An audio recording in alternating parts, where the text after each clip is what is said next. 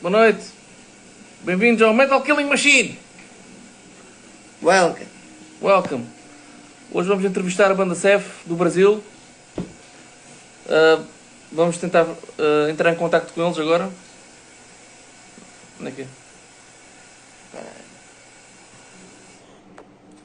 Onde é que é?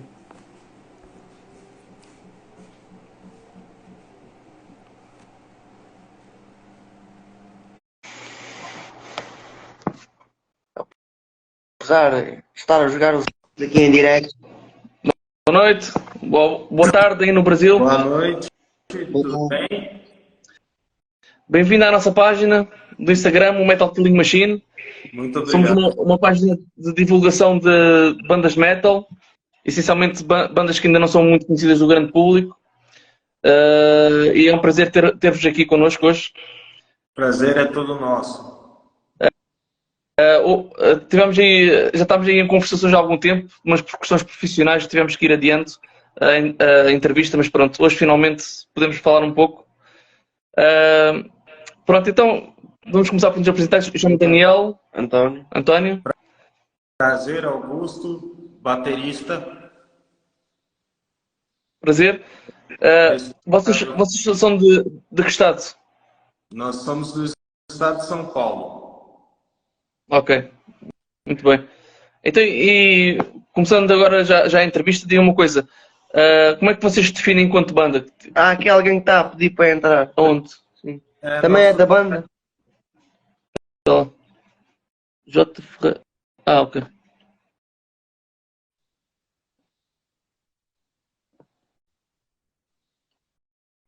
Pode estar a entrar dentro de mim. J. Freitas. Continua a falar. Tecladista nosso. O tecladista. Bem-vindos. Boa tarde, pessoal. Boa tarde, pessoal. Boa tarde aqui, boa noite aí. Exatamente. Boa noite. Exatamente. Então, o J é de quê? João?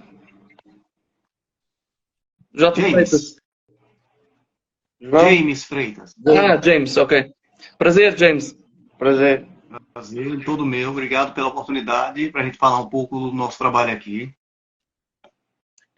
O prazer é nosso. Olha, íamos fazer a primeira pergunta, que era, vocês enquanto banda, como é que vocês se definem musicalmente? Que género de metal é que vocês tocam? Power Metal. Ok. Então quais são as vossas grandes influências de power metal? Angra, Xamã, Avantasia, Halloween, dentre outras. Ok. Sonata Ártica, essas coisas. Na verdade, assim, é como disse, né? O power metal melódico, né? Então, dentro dessa mistureba, né? Exatamente. Temos aí um comentário de Leonardo 7, um orgulho para nós. Muito Um favor. obrigado. Então vamos para uma pergunta essencial. Qual é de onde é que vem o vosso nome? Não entendi, desculpa. Como é que surgiu o nome? Qual é a origem do vosso nome?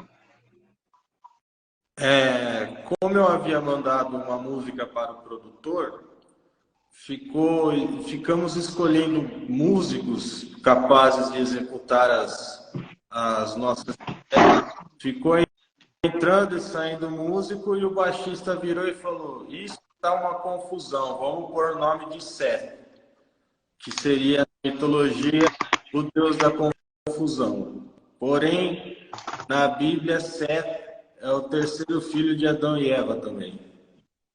E poderia falar um pouco mais sobre Seth e o que é que isso influencia a vossa música? Olha, na verdade foi uma questão de marketing também, por conta de um nome curto, né? Um nome curto eu acho que pega fácil e o produtor gostou, todo mundo gostou e ficou. Agora, se influencia em alguma coisa, não. Em músicas, não. É só Ok. e diga uma coisa, vocês já têm alguns discos editados ou ainda vão lançar algum disco? Nós vamos lançar em breve mais um trabalho, né? Na verdade, outro single. Depois vamos fazer um trabalho com a ideia de prensá-lo em físico. Ok, Mas, boa. mas nós já temos um EP lançado, né, em 2021, com 6 músicas, né? Isso. E tá em formato digital ou também há formato físico desse EP? Digital. Por enquanto, só digital. Ok. E Depois, futuramente, quando vocês lançarem em formato físico, como é que, por exemplo, nós aqui na Europa podemos aceder ao vosso trabalho? aí é questão da gente conseguir selos, né? Selos, por exemplo, selos no Brasil distribuem para as lojas, selos dos países distribuem para as lojas, né? E isso é um trabalho árduo, na verdade, bem árduo, né? Então, mas a gente vai correr atrás, a gente confia no nosso trabalho, confiamos na nossa equipe, confiamos na nossa produtora e vamos para cima. Muito bem, muito bem. Queres perguntar uma coisa? Eu queria perguntar se tem alguma intenção de vir a Portugal tocar. Poxa, toda a intenção do mundo. O problema é arrumar algum lugar para tocar. Se tiver, como é que digo, casas. Convite. Esperamos o convite formal, né? E vai. Sim, agora a cena metal em Portugal, felizmente, dá uns anos para cá, tem aparecido vários festivais. Agora, daqui a uma semana vai haver um em Viseu, que era uma coisa muito underground, com grupos pouco conhecidos, mas para vocês terem uma ideia, este ano já vão lá tocar os Cradle of Filth e os Dark Tranquility, portanto já está a crescer, já é um festival que está a crescer. Porque antigamente era tudo bandas desconhecidas, mas há muitos festivais em Portugal que convidam bandas desconhecidas, tanto da Europa como da América do Sul, né? E poderá ser uma boa oportunidade para vocês. Vocês quiserem, depois nós podemos deixar alguns contactos. Nós não somos promotores, nós só conhecemos os festivais, podemos dar o nome dos festivais e vocês tentam a vossa sorte. Pronto, não sei. É Booker, né, que nós chamamos aqui no Brasil. Booker é quem fecha shows, quem vende shows e tudo mais, né? E por hora nós não temos, né? Tudo correria. Mas pode mandar o contato, sim. Isso, mas pode Pode. mandar um contato. E vocês têm uma música inspirada no filme Top Gun? Podiam falar porquê, o que é que pensam do filme, de onde é que tudo isso veio? Bom, a música quem compôs foi o James, o tecladista, e a letra quem compôs foi o vocalista, né? Ele é muito fã do filme, muito fã do personagem Maverick. Inclusive temos o videoclipe dela também, não sei se vocês chegaram a ver, né? Que foi muito bem produzido, muito bem feito. E ela é um dos carro-chefes, né? do nosso disco. E a gente pretende pôr todos esses efeitos no palco e tudo mais. Não, o vídeo Nesse está caso aí- espetacular. No caso que ele pergunta da inspiração, então, na verdade, assim, veio mais do Lucas, né? Que ele que era fã ele era mais fã e aí pegou nessa linha da temática, então o próprio Lucas vocalista. Eu apresentei a parte instrumental, a parte da composição instrumental, e deixei à vontade para o Lucas trabalhar a letra na temática. Então ele achou bem viável e inspirado, e foi antes de sair o filme, esse novo filme, né? Coincidentemente. Sim, antes do Top Gun 2. Saiu agora há pouco Antes do tempo. Top Gun 2. Exatamente. Antes do Top Gun 2 que saiu. E aí, ou seja, foi assim, quando saiu o filme a gente disse, pô, maravilha, né? A ideia perfeita. E, na Na verdade, altura certa. foi o que inspirou o nosso produtor a escolher faixa para o clipe. Entendeu? Tipo, ele falou, E do clipe. de uma maneira geral, quer dizer, vocês têm alguma temática comum nas letras ou cada música tem a sua letra independente e não tem nada a ver com as outras? Não tem nada a ver com as outras, mas cada música existe uma temática, existe um propósito. Porque para executar um show, temos que ter algo que é relacionado à música que estamos tocando. Entendeu? Sim, exatamente. Não é exatamente, não fez o EP 100% inspirado em uma única temática. Exato. Mas dentro de algumas ideias temáticas que a gente avistou, elas acabaram meio que se encaixando. Com a questão do Sol Nascente, que é o Rising Sun, a Red Serpent, que é uma coisa mais que abre o EP. Então, com a temática da Serpente Vermelha, e aí entra com essa questão do Maverick. A temática, por exemplo, da Angels Arcali envolveu também todas as perdas, né, que estava no período que ele estava vivendo. Então acabamos pegando também coisas dos momentos e colocando, né? Como é que o Covid vos afetou enquanto banda? Compondo. Na verdade... Nos compunham juntos ou separados? Minto. Afetou em um aspecto. Quando nós lançamos nosso primeiro single, nós estávamos estudando ir tocar na Argentina e no Chile, né? Com a assessoria, indicou uma pessoa que fazia essa excursão e tudo mais, né? E afetou esse aspecto. E diga-me uma coisa. Diz sim, força. Fala. Quebrou toda a programação que se tinha de seguir, e aí teve que parar. Aí aproveitamos, né, na verdade, como disse, para compor mais coisas e trabalhar. As ideias de composição, como você perguntou, na verdade, elas acabam sendo em conjunto, mas daquela forma. Geralmente, alguém traz a ideia base, e aí a gente, junto, começa a lapidar, dependendo de onde esteja e tudo mais, né? Então, a gente começou a usar dessas formas. Eu vou fazer uma pergunta que acho que é comum às várias bandas e cada uma banda tem a sua maneira de trabalhar diferente. Vocês trabalham primeiro compõem a música e fazem a letra para a música ou primeiro a letra e fazem a música para a letra? Primeira música. Primeira música, mas assim, pensando na letra, né? Na letra não, no tema. Pensando no tema para poder encaixar, para poder casar o que estamos querendo dizer com a sonoridade. Entendeu? Exatamente. Tipo, então, não fazer algo aleatório e colocar qualquer coisa em cima. Então, quem compõe a música já tem uma ideia do tema, é isso? Isso. É mais ou menos isso. A minha parte foi assim. A minha parte foi assim. Pelo menos das ideias que eu dei, né, James? Uhum. Eu já sou mais aquela coisa. A ideia vai surgindo, eu vou arrumando, apresento a ideia, a proposta, e aí a partir dessa ideia a gente vê, qual tema a gente pode então abordar em cima dessa ideia. E aí a partir daí a gente vai desenvolver o resto e aí levar para a música. Né? Isso. Okay.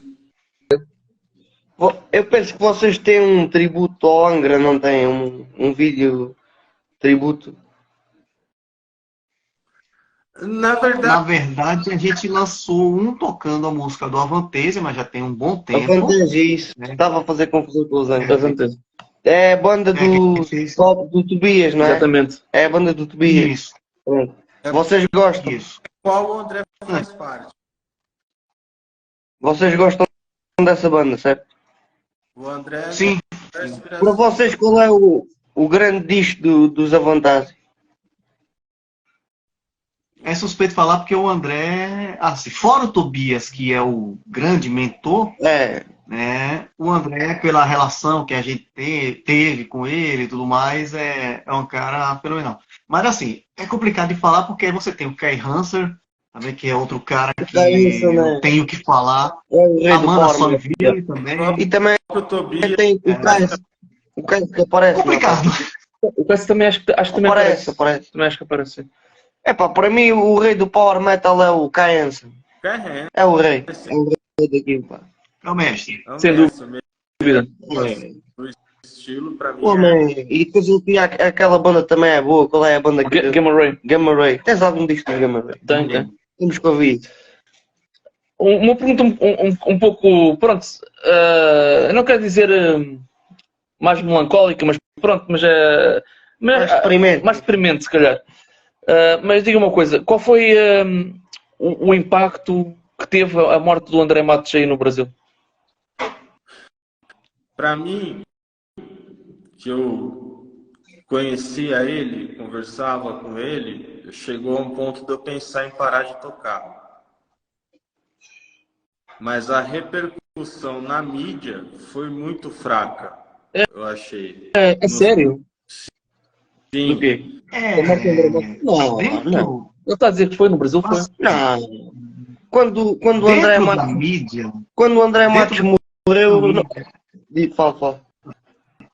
é porque, na verdade, aqui, culturalmente, no Brasil, o heavy metal não é tão massificado, tão falado, né? Então, pelo nome de artístico que ele tinha musicalmente, dentro do estilo, reconhecido no mundo inteiro por tudo que ele tinha feito, houve uma repercussão, principalmente dentro do meio a gente fala que realmente foi Oh, sim. o chão, mas quando a gente pensa em mídia externa, né, não deram tanto valor não deram tanto valor a ele vivo e nem na perda dele, como realmente ele merecia pelo que ele Mas tinha feito e as pelo menos eu lembro-me de ver Não, 5 mil notícias. sim, aqui na Europa falou-se muito, sim. Sim. Mas António, Aliás, eu vou ser sincero, eu passei a conhecê-lo mais por aí. não, eu já conhecia há muito tempo. Mas Mas agora o que estás a dizer é o seguinte: a repercussão que teve a morte dele na nossa mídia também foi quase zero. Foi mais no meio do metal, pá. ora, claro, mas Então, isso é mas é o que eles estão a dizer. No Brasil foi a mesma coisa. Porque aqui na Europa nós temos mais mídia e muita revista especializada de metal.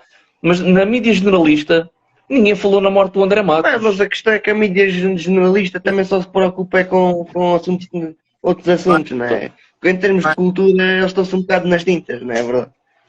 Em termos culturais. Deixa eu falar. mas porém teve um deputado estadual aqui do estado nosso de São Paulo que fez um vídeo criticando a mídia, mostrando quem era o André, entendeu? Que ele ficou indignadíssimo, sabe? E eu achei demais a ideia desse cara. A partir daí, deu uma... Não levantou tanto, mas deu uma leve levantada para saber quem que era o André, o que o André criou, as obras do André. Porque eu também não sei falar como que foi a reação no Japão. No Japão ele era ícone. Não. Exatamente. uma coisa que a gente É um que, estilo por mais exemplo, moderno. se pensa um pouco de lamentável, né? Por exemplo, aí rola conversa, tudo mais, a gente nunca sabe assim, infelizmente, era aquela questão que poderia se falar, né? Que como se resolveu com o Xamã e conseguiu voltar a fazer shows com o Xamã, se tinha esperanças de que ele pudesse se resolver com o Angra e fazer alguma coisa de volta com o Angra e tudo mais. Para os fãs que não viram ele na época do Angra, isso seria muito bom para, né, assim, e questão de ver ele cantando com o pessoal, tudo. Né? Então isso também pegou um peso. Teve até um vídeo que o Kiko Loureiro postou, né, que mostra que ele estava um pouco arrependido por não ter conseguido resolver. né? Então eu acho que isso também levou quebrar um pouquinho as brigas que se existiam das bandas para poder, poxa, velho, para que essas brigas se daqui a pouco a pessoa morre e a gente acaba tudo? Então vamos tentar nos unir e fazer a obra bacana, né? Eu vou ser sincero com vocês, eu nos anos 90 ainda era um teenager, não é? Epá, já ouvia Sepultura e comprei o Angels Cry do Angra, o Holy Land. Epá, e digo, são tipos de música diferentes, mas são bandas internacionais. Qualquer pessoa do meio do metal, aqui na Alemanha, no Japão, conhecem o Angra, conhecem o Sepultura. O André Matos também fez um bom trabalho no Xamã. Epá, são bandas que realmente tiveram muita influência no meio do metal. E o Brasil tem muito para dar, para mim, na minha opinião, tem muito para dar, porque há muitas bandas a surgirem, e há muitas bandas que já estão consolidadas e que têm uma grande carreira. E apesar da porcaria que dizem sobre o Sepultura, eu gosto dos últimos álbuns do Sepultura. Gostei muito do Quadra, gostei muito do Machine Messiah. Por exemplo, para mim, o álbum número 1 do meu melhor CD é o Holy Land, do Angra. O Holy Land deles, O Holy Land é fantástico. É o meu disco preferido dos Angra. É fantástico, é fantástico. Agora, sobre Sepultura, eu como batera, eu absorvi muito os tribais indígenas que o Sepultura coloca nas músicas, entendeu? Então, eu não faço diferença de estilo. O que eu consigo absorver para mim, ótimo, é aprendizado. Exatamente. Há um brasileiro que tem vídeos e depois também tem um programa que se chama Rasta, não sei se conhecem, é o Rasta. Ele fez um vídeo muito recentemente sobre o André Matos. Muito Sim, o recentemente. Rasta News, né, da Brasil Paralelo. E ele fez agora um vídeo sobre o André Matos, precisamente sobre o André Matos, e acho que o vídeo está muito interessante. Ele costuma fazer vídeos interessantes, mas ele tem grande admiração pelo André Matos. E ele é um sujeito que percebe muito de música, não é só uma pessoa que ouve e pronto, diz, isto é bom. Ele estudou música e percebe as coisas, sabe muito de música, o homem. Realmente ele sabe. Inclusive, outra pergunta. Fala. Inclusive, dia 14 do mês que vem, que seria o aniversário do André, nós vamos lançar uma música que ele achava que era injustiçada, né, James?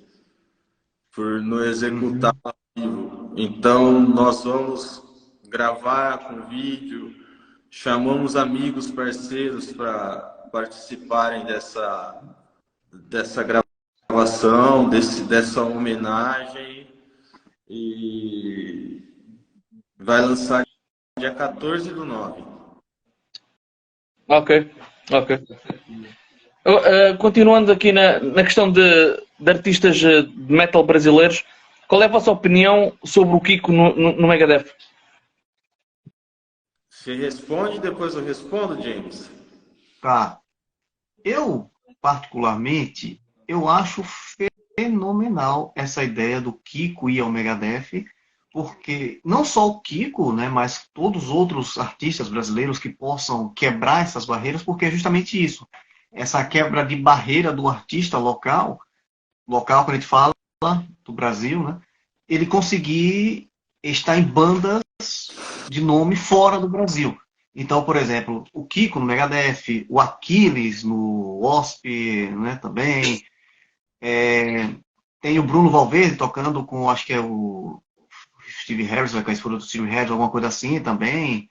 E o vai e volta. É o Bruno Valverde que toca com alguém, acho que é com o Adrian Smith. É com o Adrian Smith do Iron. Com o Smith. É aquela banda que ele tem com a... sim, começa por capa, não é? Eu não me lembro agora. Eu não me lembro. Sim. Agora... Mas, então, essa quebra de barreiras eu acho muito boa, justamente, e mostrando que a música, né, a qualidade musical que a gente tem, ela é internacional, tanto lá como cá, né? Tanto é que a gente tem no Angra hoje um vocalista italiano, que é o Fabio Lione, e o Derek no Sepultura, que é americano. Então eu acho que essas coisas, o André chegou a estar no Avantasia, tudo bem que o Avantasia era vários vocalistas, mas estava lá.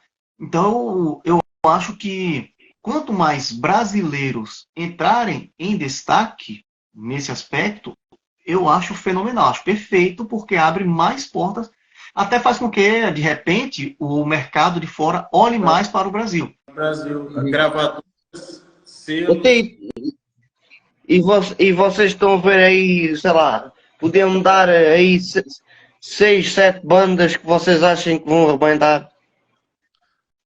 Agora, respondendo sobre o Kiko, a minha Peraí. opinião, Ah, sim.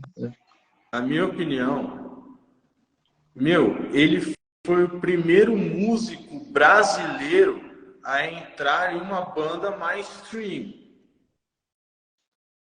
Ou seja, ninguém do Brasil, por mais que temos músicos talentosos, músicos exílios, músicos, mas ele foi o primeiro brasileiro a entrar em uma banda mainstream. Então, ponto final. Sem dúvida. Fenomenal. Sem dúvida. Exatamente. Só o facto de terem um brasileiro, uma banda, como estás a dizer, é que os Megadeth são uma banda internacional. Pronto, já não são uma banda desconhecida, toda a gente conhece Megadeth. E ter um brasileiro a tocar guitarra solo numa banda como os Megadeth é extraordinário. E atenção, muito elogiado. Sim. Ele é muito elogiado. Sim. Embora E compõe nos discos. ele faz ali umas coisas engraçadas, aquela coisa que ele tem da guitarra, de viola, aquelas partes que ele tem de viola são engraçadas. Ele no Dystopia, não sabes, aquela, acho que se chama Conquer or Die. Sim, Conquer or Die, sim. Aquilo é engraçado. Não, o que eu acho espetacular é que é assim, o Megadeth é a banda do Mustaine. Ninguém brinca com o Mustaine. Mas o Kiko está a compor músicas para os Megadeth. E isso é muito importante. E eles Não é só... vamos ver as músicas e tem várias músicas com a composição também do Kiko. Isso é fantástico. Sim, o Kiko, Justamente isso, como você falou, na questão de você abrir o mercado e você conseguir colocar um cara que, além de estar lá, ele está contribuindo ainda mais ainda para a história, né? Não é somente um cara que está chegando para tocar. Como diz, tocar, beleza, qualquer um toca. Mas contribuir com composições e trazer novas coisas, isso abre muita... Exatamente, ele virou a confiança do Dave Mustaine. Porque há muitas bandas que contratam guitarristas ou outros tipo de músicos talentosos, mas eles são contratados para tocar e não fazem mais nada. Exato. Agora, o Kiko conseguiu chegar ao Mustaine, mostrar as suas ideias. Não é nada fácil. E não é fácil. O Mustaine até tem um feitio, pronto. Exatamente. Um feitio um bocado complicado, não é? Exatamente. E ele consegue pôr as suas ideias para o Mustaine e Isso é aprovado. Isso é aprovado. É aprovado porque aquilo até é bom. É pá. bom. Essa Conquer or Die, aquela guitarrada. Os últimos discos dos Megadeth, o Dystopia e o último, são excelentes. São grandes. É pá, para mim, eu também, pronto, tu já sabes perfeitamente o que é que eu penso. Para mim, a melhor banda de thrash metal cá aí agora é Megadeth. É. Para mim é Megadeth. Acho que têm feito melhor som com os Metallica. Sim. Acho que os últimos álbuns dos Megadeth são melhores que os Metallica. Completamente. Exatamente. Bom, agora, voltando a vocês, digam uma coisa. Portanto, vocês são do estado de São Paulo, mas vocês já têm tocado no Brasil, em vários estados do Brasil, ou têm-se mantido mais por São Paulo? Na verdade, nós estamos correndo atrás de shows, porque é o seguinte, eu acho que nosso trabalho, que nós fazemos, pubs, bares, a gente não cabe. Não seria investimento, seria prejuízo, porque a gente trata a banda como uma empresa, entendeu? Entre tocar, os lugares pagam muito pouco aqui no Brasil. Agora eu vou dar um exemplo. Entre abrir o show do Angra e pagar R$2.000 e tocar em um pub ou uma casa noturna para ganhar R$ 800, eu pagaria 2.000 para abrir o Angra. Mas não pelo fato de ser o Angra, poderia ser qualquer outra banda dentro do nosso estilo, dentro do nicho. Porque esse investimento não é para a banda, para a gente participar. Nós estamos comprando o público também da banda. É essa a ideia de trabalhar, entendeu? E a gente teve também um problema relacionado à pandemia, porque quando se organizou foi que tudo aí não tinha condições, né? Porque já estava se armando isso aí.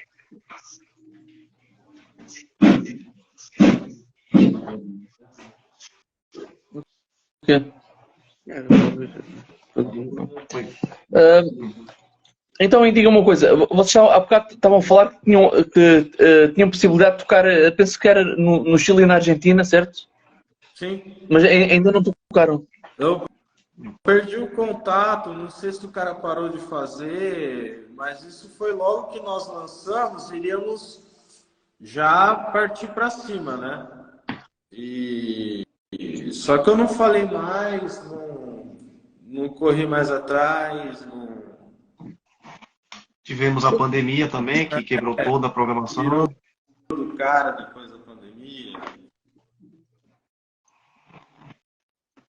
E vocês têm alguma história engraçada que possam contar dessas idas a pubs e tocar em pubs? Vixe! Você conta ou eu conto, James? Fique à vontade, pode Não, contar. conta você primeiro. Não, conta a sua, lá, que eu tento lembrar alguma. Rapaz, nós fomos gravar nosso primeiro trabalho, ele ainda não estava na banda. Pode falar palavrão, essas coisas? Ou... Pode, não, na boa.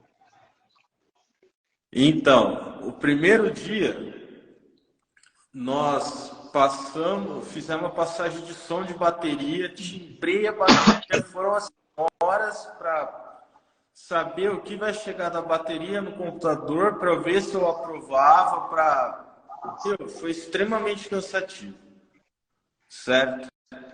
Aí eu dividi o quarto, eu e o baixista, certo? Sim. Eu entrei no meu quarto e comecei a ouvir referências para eu pegar para aplicar amanhã, para ver se fica bom, se não fica, extremamente focado, certo? E o baixista ficava toda hora batendo na porta do meu quarto. Chicas. Vamos chamar umas mulheres. Falei, não. Estava aflito. Ele estava aflito. Aí eu falei, não, eu tô concentrado, não quero encheção de saco, não quero nada, não tô focado, não vim aqui para isso, eu vim para trabalhar. Aí do 10 minutos ele bate na porta de novo. Mas vamos chamar uma mulher,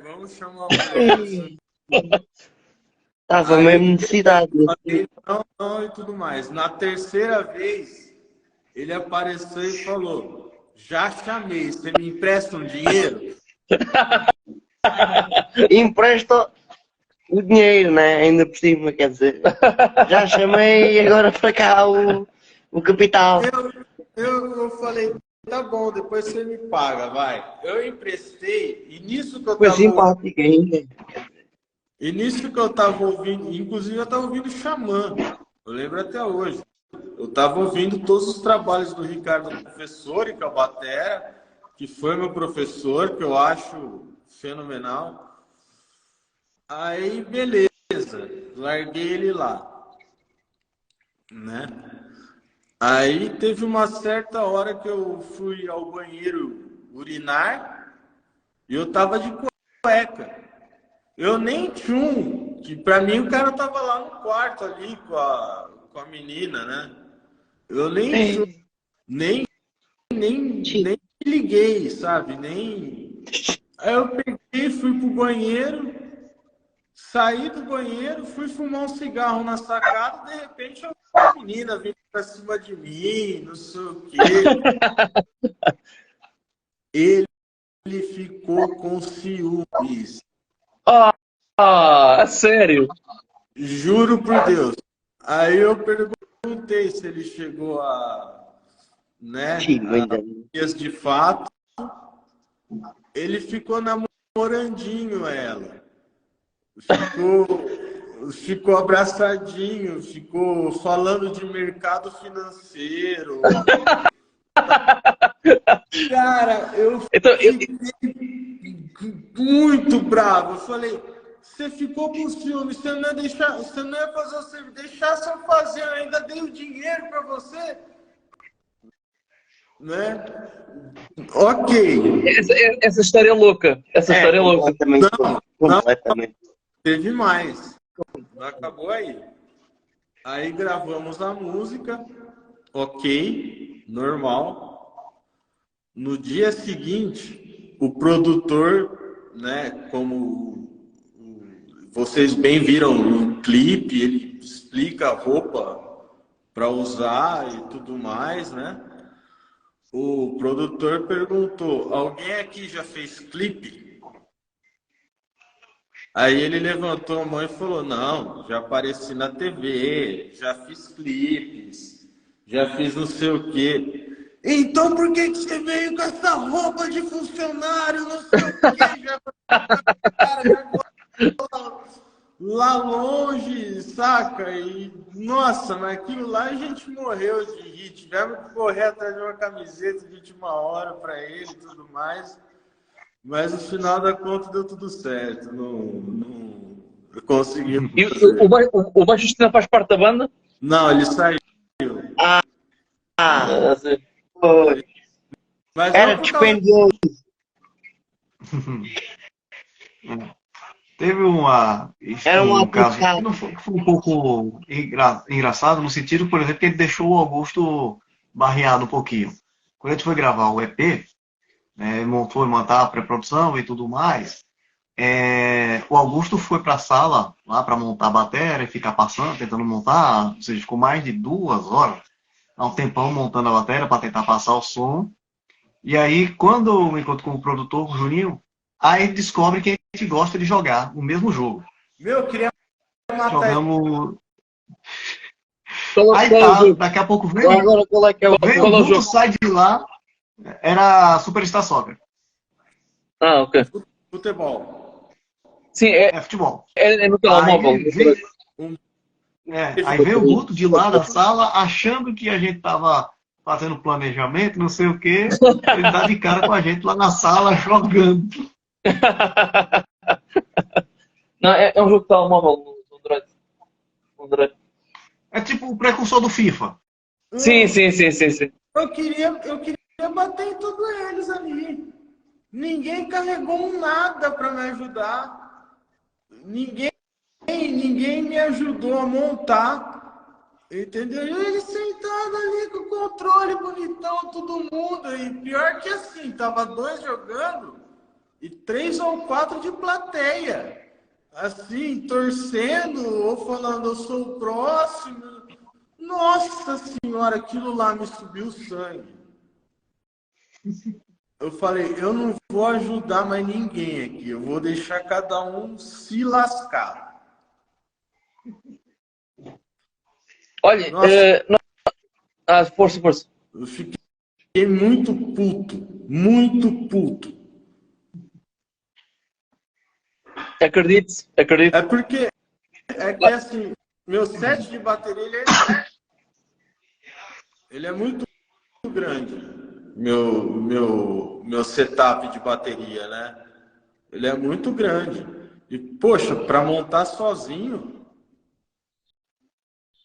E esses viados jogando videogame. Sacanagem comigo. Olha, há aqui uma pessoa que se chama Metal Kids 20 que está a dizer oi padrinho. Não sei para qual de vocês dois é que é. Não sei qual é o padrinho. Mas... Eu, Ah, ok. pra mim, ele é meu Dom Carlos. Como é que ele se chama? Meu- Não, ele já... Meu afilhado. Diz uma coisa, falando na batera, tu tens um bombo ou dois bombos? Dois. Dois bombos? Mas é o seguinte, eu tenho dois bumbos, porém, para gravação, eu prefiro usar um. Para palco eu uso dois. Mas esse lance de dois bumbos é porque a galera te julga por não tocar com dois bumbos, por exemplo. Falar, o cara é metaleiro e toca com um bumbo só, sabe? Um exemplo mesmo, quem passou por esse tipo de preconceito foi o Bruno Valverde, nos primórdios do Angra. Por quê? Ele tocava com um bumbo só, certo? E usava o traditional grip, que é a baqueta aqui. Entendeu? Eu entendo que isso não muda a forma do cara tocar, não muda. Por que ninguém fala, então, por exemplo, do Virgil Donati? Não sei se você já ouviu falar dele. Em quem? Virgil Donati. Não. É um dos melhores bateristas do mundo. Ele toca numa banda progressiva, me esqueci o nome agora. Melhor que Dream Theater, melhor que... Porra! Ele compôs músicas com fórmula de compasso de não sei quanto... Donato. Como é que ele se chama?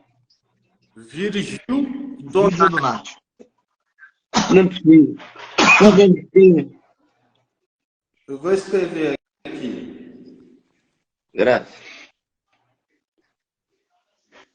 Agora perguntamos. O Bruno está aqui. Não.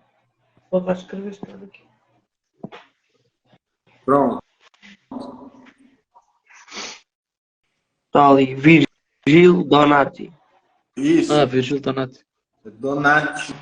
E vocês são apreciadores de Tokyo Blade?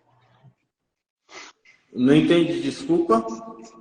Vocês gostam da banda Tokyo Blade? Panatex. Não conheço. Não conhecem Tokyo Blade? Conheço. Temos aqui um comentário do Metal Kids 20 e essa barba de Ragnar Lockbrook, padrinho. Eu virei viking. Está aqui um comentário aqui sobre a barba. Olha, tens aqui os vikings, olha. Boa! Eu virei viking. Por acaso vi um concerto deles vi um concerto deles o ano passado aqui em Lisboa. Muito bom mesmo. Isso. Eu gosto muito da Manamar. E, enfim, ninguém fala desse cara, por quê? Se ele também é traditional, se ele também usa um boom pedal duplo, por que não criticam ele? Temos aqui, vou ver aqui uma indicação de inspiração no Lobão. Não. Deve ser por causa da barba, quase certeza. O quê? Não percebi. Se inspirou no Lobão o Guto. Não sei o quê. O Lobão, não sabes que é o Lobão? Não. Aquele do Disney. Não, é um músico brasileiro. Não sei. É por causa da barba, pronto, é piada. Continua. Esse viado. É piada, sim, continua. Enfim, Então que tipo de quais são mais ou menos os temas, as ideias que têm para músicas futuras? Não entendi, perdão. Quais ideias para as músicas futuras de temas? Bom,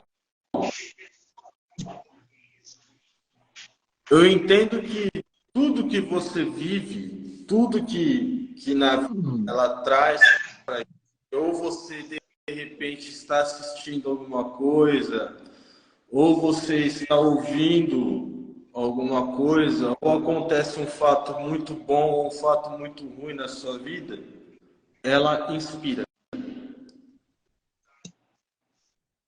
Certo.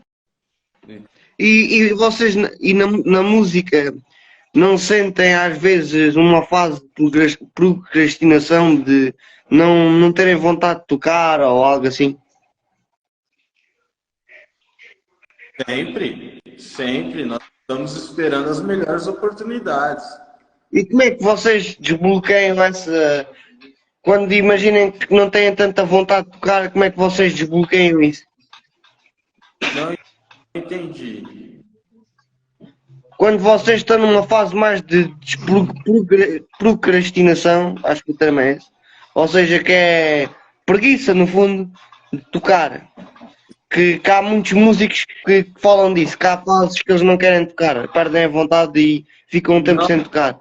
Perdemos isso. Nós Vocês, nunca perdemos a vontade. nunca vos acontece isso, é isso? Não. Nunca Nunca há assim um dia que vocês digam, digam, não quero tocar, não. Nunca. Estamos aqui, por acaso, estamos aqui a ouvir a bateria e realmente isto é bom, sim.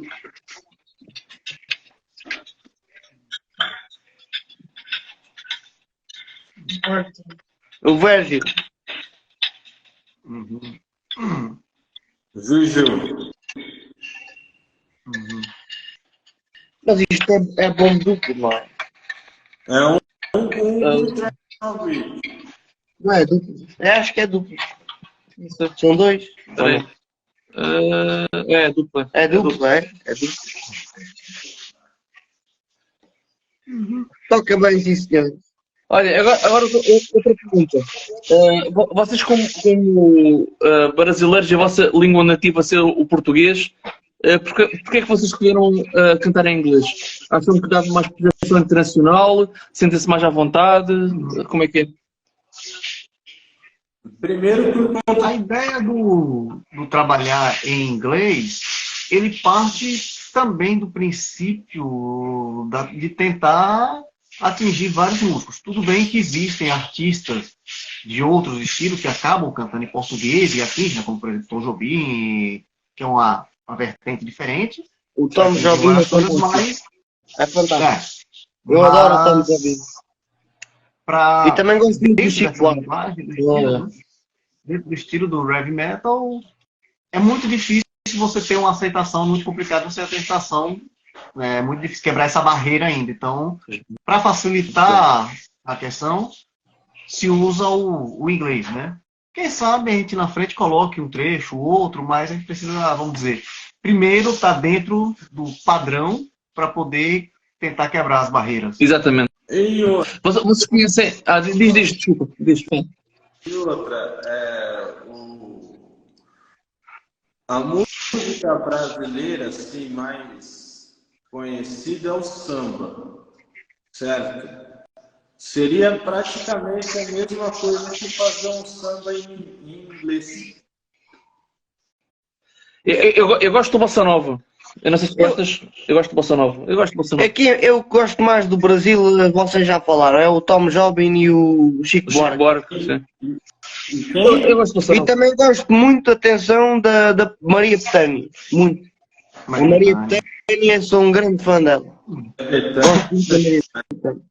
Mas meu dentro dessa linguagem da MPB tem muitos grandes nomes no Brasil, né? Que aí se for citar o Chico, a Maria Bethânia, o Tom Jobim, o Flávio Venturini, o Ivan Lins, o Guilherme Arantes. Então tem uma vasta quantidade aí que deixa a gente bem rico nesse aspecto. É verdade. Quando eu resolvi estudar samba na bateria, eu tava uns 3 meses antes de ir para Califórnia, para Estados Unidos, para tentar tocar samba lá e graças a Deus deu certo. Eu ouvi muito e hoje eu ouço muito ainda. Minha maior influência é o Wilson das Neves. Ele faleceu, porém ele tocou com todos os sambistas brasileiros. Chico Buarque, Zeca Pagodinho, salvo engano com Tom Jobim, entendeu? Foi uma escola. Exatamente. O Tom Jobim e o Buarque eram uma dupla imbatível. Eram imbatíveis. Fantástico, fantástico. Vocês conhecem uma banda portuguesa chamada Municipal? Municipal, porra. Eles também cantam em inglês. Mas houve um disco, eles fizeram um disco, foi sobre o terremoto de Lisboa de 1755, novembro. Todo em português. Eles arriscaram e fizeram um disco todo em português. E inclusive fizeram uma cover de uma música brasileira que é dos quem? É a Lanterna dos Afogados. A Lanterna dos Afogados. A música é a Lanterna, a banda não toda. Paralamas. De quem? Paralamas do Sucesso. Pronto, isso. O Pato. Epá, e ficou espetacular. Um cover pesado. Ficou espetacular. É da área. A batera deles é fenomenal. É referência. Mas não mudava agora. Mudaram já. Era fenomenal, agora tem outro. Eles mudaram a bateria. Infelizmente foi-se embora. Foi para os coisas. Seven Storm. Seven Storm, exatamente. O batera saiu dos Municipal e fundou uma banda nova chamada Seven Storm. Mas eu também não acredito que o atual seja mau. Eu não conheço. Eu não conheço, mas. Entendi. Tem outra banda em Portugal que eu conheço, que eu gosto, que até eu tenho um contato, que é a Sacred Chord, que é até a Raquel que canta. Sacred Teen? Não. Sacred Teen. Sacred Chord, né? Sacred Chord, né? Sacred Chord. Sacred Chord. Eu sei que tu conheces agora. Também não. Cor de cor. De cor. Não, também não. Não conhecemos. Mas vamos ouvir. Escrevi aí no chat o nome dela. Obrigado pela dica. Já nem conheço. Sacred Chord. Ok. Corda. Sim, de corda. Olha, obrigado pela dica que nós não conhecemos. Não faço ideia de quem seja. Epá. Pergunta especial. Sim. Mas é assim, a gente agora vamos fazer uma pergunta especial. Que é que fazemos sempre? Que é que fazemos sempre a todas as bandas. Inclusivamente ao tecladista dos Dimborg. Nós já entrevistámos o teclista dos Dimborger e o Jotum há pouco tempo. Os Jotum. E pronto, em inglês e em português a pergunta acaba por ser sempre igual e dou-te o prazer de a fazer. Se acreditam na vida após a morte? Live After Death, como diziam os Meida. No seu disco mais conhecido ao vivo. Não é, Daniel? Grande disco. Nunca pensei sobre. Até porque ninguém voltou a contar. Ninguém voltou para contar. Não, é assim, saber pode-se saber, mas nunca pensar nisso é impossível. Toda a gente pensa nisso. Eu tenho o pensamento, acredito que a gente tem uma missão para ser cumprida aqui na Terra. Isso. E após isso, a gente vai para o retorno do Pai. No caso de Deus, ou ao cumprir a missão, então tem toda essa questão aí. Então, mas nada assim, dizer, por exemplo, como o Espiritismo, nada contra, né? Primeiro de tudo, mas nada contra como o Espírito defende que as pessoas que estão lá se comunicam de volta aqui e tudo mais. Essa parte aí eu não acredito. Faz parte da minha crença, eu não acredito nisso. Também não. Então, eu acho que existe uma missão, um propósito que está sendo preparado por Deus relacionado à vida eterna, relacionado lá após. Né?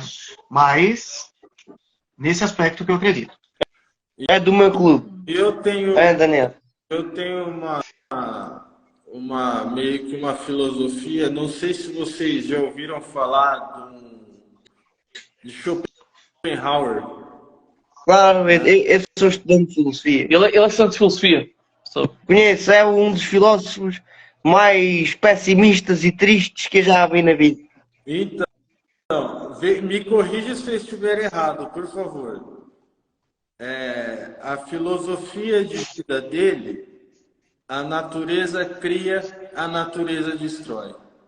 Por exemplo, Sim. você nasce, se você tem uma doença, foi porque a natureza te deu aquilo e você...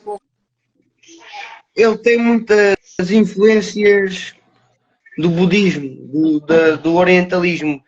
Não, Ahm, mas a pergunta que eu fiz é por você conhecer bastante filosofia e tudo mais, eu entendi bem o Schopenhauer disse ou não? Ou eu errei? sim, ele quando fala dessa questão da natureza, etc., ele vê isso numa perspectiva oriental, ou seja, ele vê o mundo quase como se fosse uma espécie de uma ilusão e eu não sei, já não me lembro do termo, se é samsara, não sei o termo que eles usam, mas eles dizem basicamente que nós somos quase como almas, por assim dizer, metidas num véu de ilusão. E isso acaba por bater um bocado no cavalo do Hermes termos isto. Diz que o mundo é mentalista, está dentro da mente de um ser. Eu não sei se ele diz propriamente que é mentalista, mas ele diz que é uma ilusão, no sentido que é um local de sofrimento, ou seja, não é um local em que se possa esperar grandes coisas, por assim dizer. Ele não era grande otimista, ele basicamente via a vida como os budistas veem, como um local de sofrimento, pronto, em que é essencialmente sofrimento. Mas sim, e por isso é que ele era um tipo tão simpático, tão contente, tão alegre, tão bem disposto. Mas Legal. continuo. Legal. Gostei dessa. Eu tenho Muito bom. Muito bom. Muito bem. Olha, foi um prazer estar convosco. Nós vamos enviar-vos alguns festivais que nós temos aqui em Portugal. Pronto, nunca se sabe se podem vir cá ou não. Nós gostávamos muito que vocês viessem cá para estar com vocês. Foi uma entrevista espetacular. Gostávamos de falar com vocês. Muito obrigado por estarem na nossa página e nós vamos fazer tudo para vos divulgar. E vão dando notícias. E vão dando notícias. Quando lançarem formato físico da vossa música, digam-nos para ver se a gente consegue. Vocês gostam de vinil, certo? Os vinis agora têm arrebentado outra vez. Os vinis tiveram ali um tempo de forma e agora voltaram outra vez a ser uma coisa. Porque o vinil tem um som especial. É. Eu sou um colecionador de vinil. Eu adoro vinil. O CD é aquela coisa toda muito limpa, muito. Exato. O vinil parece que... Eles têm a sujeirinha especial. Exatamente. Sim, exatamente. Muito real. E o CD, aquilo é tudo muito plástico, muito. Tiram tudo. Olha, eu nos anos 80, final dos anos 80 e 90, era jovem, era teenager, e comecei a comprar vinis. E depois fiz uma coisa muito estúpida, foi quando apareceu os CDs, comecei a vender os meus vinis. E vendi alguns vinis, primeira edição de Megadeth, Count of Extinction, etc. Pronto, uma coisa estúpida, que eu estou completamente louco. E hoje valeria um balúrdio. Hoje valeria um balúrdio. E hoje em dia estou a tentar recuperar isso, porque digo, eu meto um vinil e meto um CD, epá, não tem nada a ver. Não tem nada a ver. O vinil o som do CD é um som plastificado. Aquilo parece que tem plástico lá dentro. Artificial. E o vinil tem aquele sabor, é diferente. É um instrumento. E depois tens aquela capa grande. Aquelas artes, aquela capa grande. E há indivíduos especialistas em artes de capas, de discos, etc. Espetaculares, não é? Mas pronto, ficamos à espera de notícias vossas. Um grande abraço. Que era justamente você pegar o vinilzão, pegar aquele encarte grandão e ler toda a ficha técnica, aquela música, isso aí era Bom demais na época de se ver. Muito Parabéns obrigado. pelo,